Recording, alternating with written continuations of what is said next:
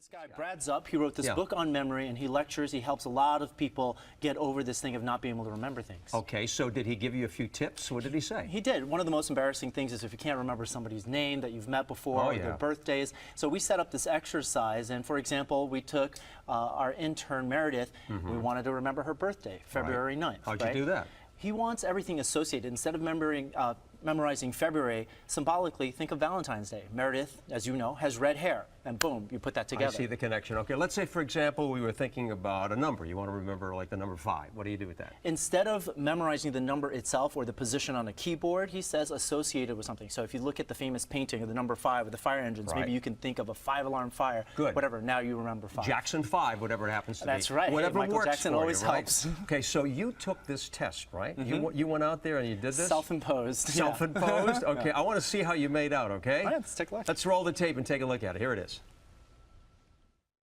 Our first test today is going to be to line up some people and test me. And I guess we'll ask people their names, their birthdays, and their favorite musician. Meredith just told us her birthday, which was February 9th. Yes. And what's your favorite musician?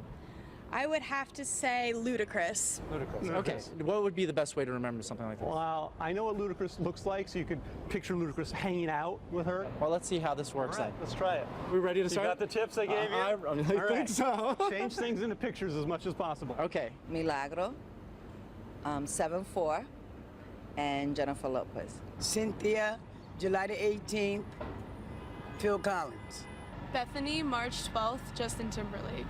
Jacob Sonnenschein, August 1st, Ray Charles. Robert, February 20th, Elton John. Chris, August 21st, and Stevie Wonder. I'm Charles, May 16th, and Moonlight Shadow. All right, let's do this quick. Let's do this quick. I have Milagro, July 4th, Jennifer Lopez. You got it. I have Cynthia, July 12th. 18th. July 18th. And Phil Collins. Yeah. I have Bethany. Yep. And it was February 12th? No. She was chilling? March. March, that's right. March 12th.